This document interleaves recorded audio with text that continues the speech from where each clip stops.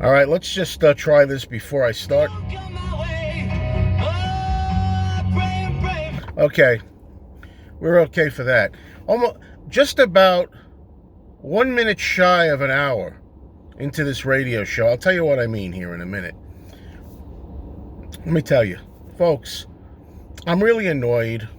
I'm really kind of angry. I'm bitter about the situation. This is something that I've been noticing for most of the 21st century, maybe the last 20 years, certainly the last 10 or 15.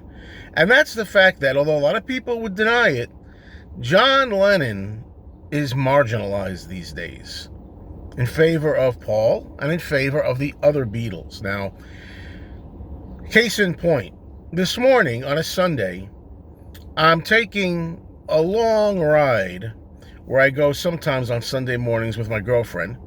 And to get us through the ride, we leave the house around 8 o'clock in the morning. To get us through the ride, there's a show. A lot of stations have this, Breakfast with the Beatles. So I put on Breakfast with the Beatles on the radio. It gives me a lot of music I enjoy on this anywhere from 45 minutes to sometimes an hour ride. Well, I'm talking about here in the New York, New Jersey area, the DJ Ken Dashow. I'm calling him out. Now look, I've been listening to Ken Dashow on Breakfast with the Beatles for years. And I've seen him as one of the hosts at the Fest for Beatles fans in New Jersey. Ken Dashow seems like a really nice guy, a personable guy. I like his style and personality. But when it comes to playing his Beatles show, Breakfast with the Beatles, he is very, very heavy on Paul McCartney and to a lesser extent, George Harrison and even Ringo Starr. So today I'm listening to his show, Breakfast with the Beatles, and I'm saying before I even start the show, I'm saying to myself, I'll bet you he doesn't play much John. He never does. When I say John, I mean John vocals. You could be playing solo John or Beatles John. It doesn't matter. John with a vocal. He always starts out with Paul. Today he started out with the song Two of Us. And Two of Us, of course, has Paul singing, but also John. But I don't count that because John's singing along with Paul. It's not really what I'd call an outright John vocal. Then after that, he goes straight into The Long and Winding Road. And other songs. And it's Paul, We're hearing P.S. I Love You, We're hearing Birthday, because somebody's always got a birthday that he's got to play for one of his listeners. So you got to hear Birthday every time we do one of these. And I'm starting to get really funny, like I'm laughing at myself saying, I wonder how long it's going to take this guy to play a John Lennon vocal. So I'm listening to this show from 8 a.m., the whole ride, all the way, 8:15, 8:20, 8:30, 8:35, 8:40, not one John Lennon vocal. Even George got two vocals. George got I'm Happy Just to Dance With You, a song that John wrote for George, but I'm talking about vocals here. George sings the vocal. Then later on, from his wonderful All Things Must Pass album, we get George singing If Not For You, the Dylan song, his version of it. And I'm like, okay, we got we got 7 or 8 Paul songs, we got 2 George songs. What about some John vocals? Nothing. So I get here where I'm parked now to a deli because I want to get a breakfast egg sandwich for breakfast. So I stop here, and just before I get here, I'm saying to myself in my mind, they played Paul, they played Ringo, this guy, is he going to play... excuse me, he played Paul, he played George. I say, is this guy even going to play Ringo before John? And I'm listening, and sure enough, guess what happens?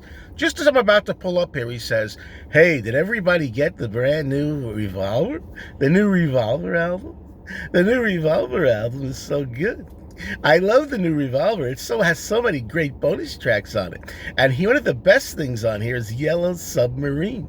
So we're going to play a track now, an early version of Yellow Submarine. And I'm thinking, this is it. They're going to play the John Lennon, working song version when he's, doing the song work tape or whatever. Or John's early, somber version. He's going to play that. Finally, some John. And the time is, by the way, 8:50 850, 50 minutes of no John vocals. And so help me God, he plays an early Ringo version, the early Ringo take with Ringo's voice. So he played Paul several times, of course. He plays George twice. He plays Ringo once. No John vocal. I go in, I pick up my egg sandwich. I come back here and I say, just for kicks, let me make a video and let me turn on the radio and see I don't know what I missed in the store. I was only in there about 5 minutes. I said, let me see if I hear John. And as you heard at the beginning of the video, Mr. Moonlight, finally a John vocal. Mr. Moonlight, though? I mean, I don't hate Mr. Moonlight like everybody else. That's the best you can do for John? Look, folks, this is not just this show, though, Breakfast with the Beatles. This is everywhere, I'm noticing. There's another guy, I won't name his name. He's a kind of a friend of mine, and he does a weekly Beatles program, too. And I remember he didn't play a lot of John. I had to call him up. You can call up and talk to him. I said, look, play some John, will you? Folks, see this guy here? This is John Winston Lennon. Later on, John Winston Lennon. He was one of the Beatles, this guy. I don't know if you know that. You know, Paul and John, the two major guys. Folks, let's put the Lennon back in Lennon and McCartney. It's Lennon and McCartney. If you want to say McCartney, Lennon, at this point, I don't even care. But John Lennon counts for something. Yeah, he was murdered almost 42 years ago, tragically. But let's remember he was here, huh? Let's put some of his music in here. I mean, I shouldn't even have to say this, folks. I shouldn't even have to bring this up. Sadly, I do. Unreal.